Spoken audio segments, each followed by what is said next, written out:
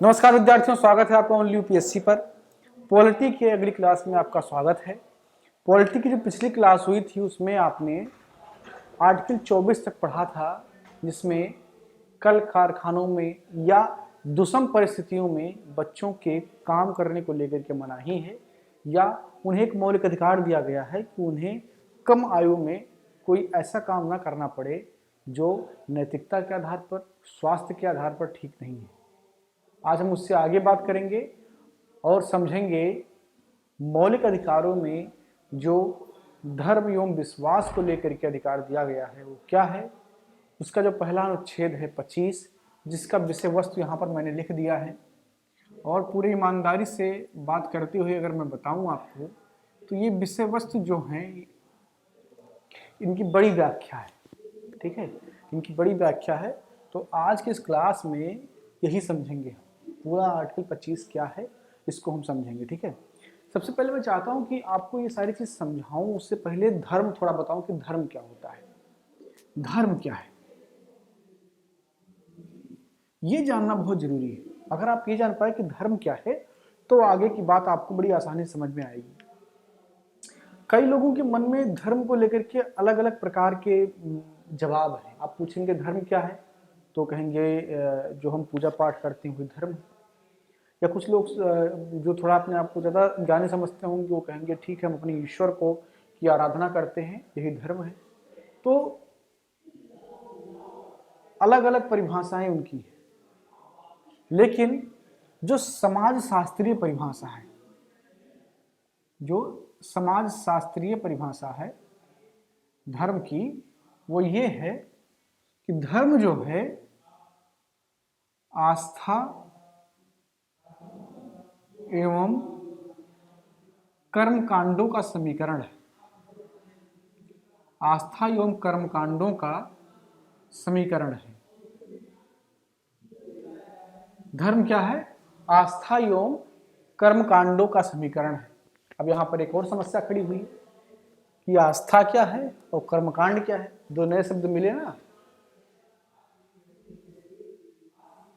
आस्था का मतलब यह होता है कि जब आप बिना तर्क के किसी भी वस्तु में अपने आप का समर्पण करें, ठीक है, या ये माने कि यही सही है, उसको माने कि ये मतलब एक मान्यता प्रदान कर दें। आस्था जो है वो अतार्किक मान्यता है,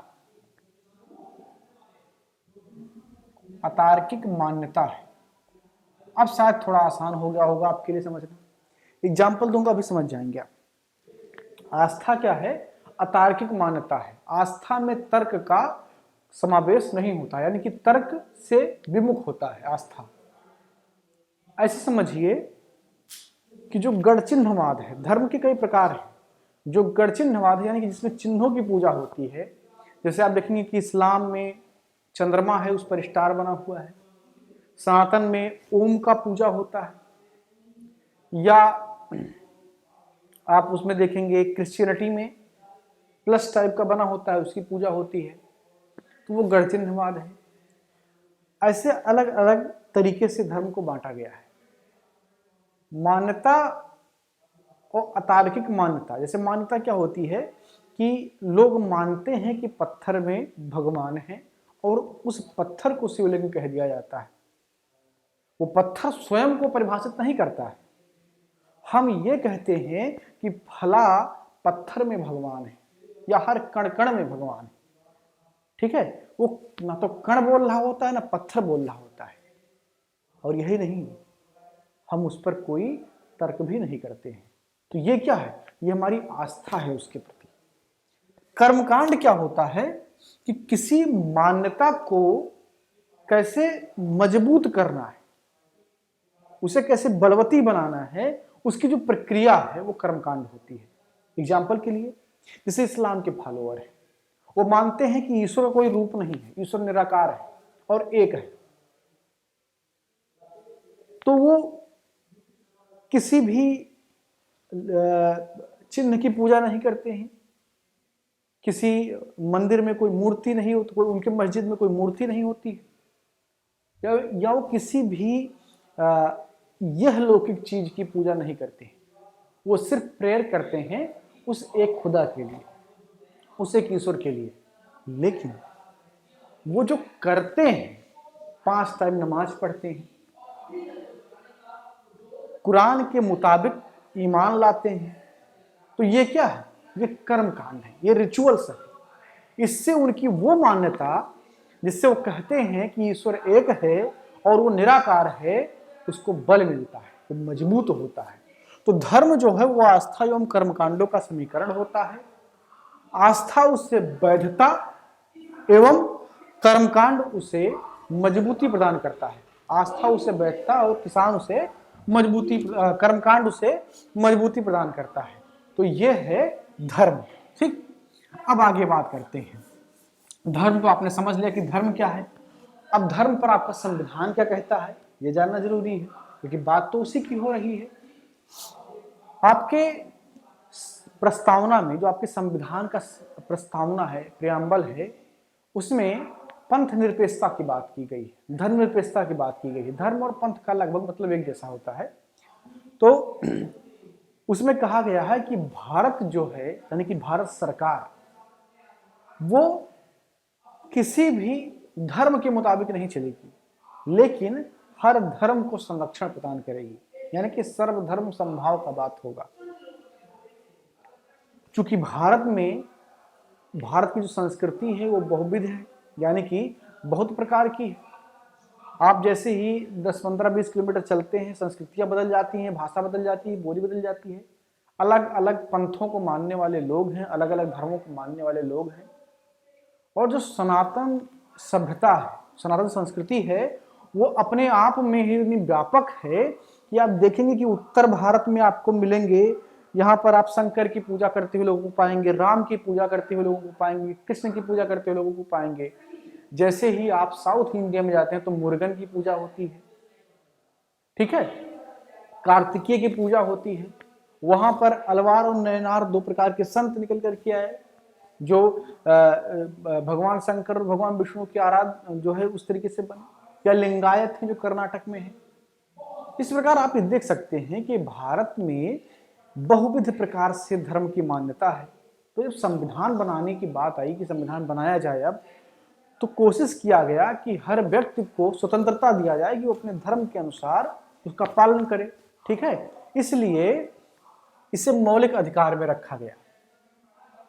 विषय वस्तु जो अनुच्छेद 25 का है वो ये है, अंतःकरण की और धर्म को अबाध रूप से मानने, आचरण और प्रचार करने की स्वतंत्रता, ठीक है। अब इसकी व्याख्या करते हैं, इसको थोड़ा सा चीड़ फाड़ करते हैं, इसका ऑपरेशन करते हैं कि इसका मतलब क्या है। कठिन कठिन शब्द हैं। तो अंतःकरण की और धर्म को आबाद रूप से मानने की। अंतःकरण क्या होता है, ठीक है।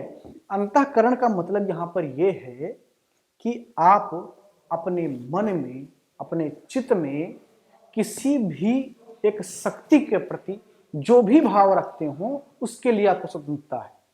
यानी कि अगर मैं सनातन सभ्यता को मानने वाला हूं, सनातन संस्कृति को मानने वाला, हिंदू धर्म से संबंधित हूं, तो मैं चाहे हिंदू धर्म के, सनातन धर्म या जिसे ब्राह्मण धर्म भी कहा जाता है, उसके वैदिक रूप को मानूं, या मेरा मन हो तो मैं दर्शन को मानूं जिसमें यह मान्यता है कि जो है सीधे आत्मा परमात्मा से बात करती है, या मूर्ति पूजा को मानूं, ये हमारी खुद की अभिव्यक्ति होगी, हमारी खुद की स्वतंत्रता होगी, ठीक है। अगर कोई इस्लाम को फॉलो करने वाला है तो वो ईश्वर को मानेगा, वो अपनी आंखों को बंद करेगा और उसके बाद में अपने अल्लाह को याद करेगा, ठीक है। तो आप किस तरीके से अपने ईश्वर को मानेंगे वो आपके खुद के ऊपर निर्भर करता है, इसके लिए आप स्वतंत्र हैं, ठीक है। धर्म को अबाध रूप से मानने का मतलब क्या होता है? धर्म को अबाध रूप से मानने का मतलब यह है कि अगर आप किसी भी धर्म के प्रति आस्था रखते हैं, उस धर्म के ईश्वर के प्रति आस्था रखते हैं, तो इस बात से आपको छुपने की जरूरत नहीं है। इस बात को आप खुलेआम कह सकते हैं, बोल सकते हैं और वैसे रिचुअल्स कर सकते हैं जो उसके लिए आवश्यक हो, ठीक है ना।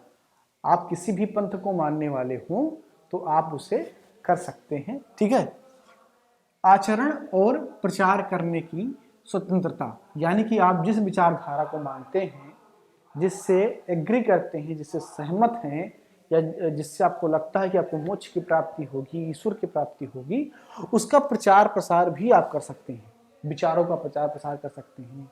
लेकिन अगर आप धर्म परिवर्तन करवा रहे हैं, यहाँ पर ध्यान देने की जरूरत है, अगर आप धर्म परिवर्तन कर रहे हैं तो ये जो है जांच का विषय हो सकता है। आप विचारों से किसी को परिवर्तित करें, दैट इज गुड, लेकिन अगर आप किसी प्रोपेगेंडा के थ्रू किसी को जबरदस्ती या फंसा करके अगर आपने धर्मांतरण की बात करी है या की है, तो ये इसकी स्वतंत्रता यहाँ पर नहीं है। यहाँ पर जो प्रचार करने की स्वतंत्रता दी गई है वो इसलिए है कि आप वैचारिक रूप से अपने धर्म का प्रचार प्रसार करें। ठीक है ना, तो ये है आर्टिकल 25 की विषय वस्तु और ये है उसका मतलब। अब जो ये मौलिक अधिकार है ये नागरिक को भी प्राप्त है और गैर नागरिक को भी प्राप्त है।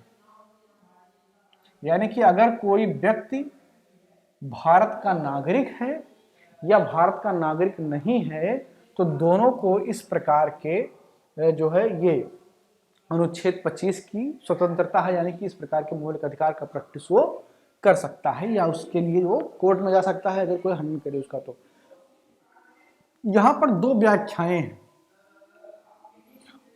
दो व्याख्याओं में एक है कृपाण को लेकर के और दूसरा है सिख, बौद्ध, हिंदू। ठीक है, तो कृपाण और सिख, बौद्ध और हिंदू को लेकर के दो व्याख्याएं हैं अनुच्छेद 25 में। कृपाण का मतलब होता है, हम लोग उसे नॉर्मली तलवार समझते हैं, लेकिन सिख धर्म में वो एक आस्था का चीज है, क्योंकि जो उनके गुरु थे वो कृपाण अपने साथ रखते थे। अब चूंकि कृपाण एक प्रकार का हथियार भी है, वो बाकायदा एक धारदार बड़ा सा तलवार या छुरा होता है। ठीक है, लेकिन सिखों के धार्मिक स्वतंत्रता के लिए उन्हें छूट दिया गया है कि वे कृपाण रख सकते हैं। इसकी व्याख्या इस अनुच्छेद में की गई है।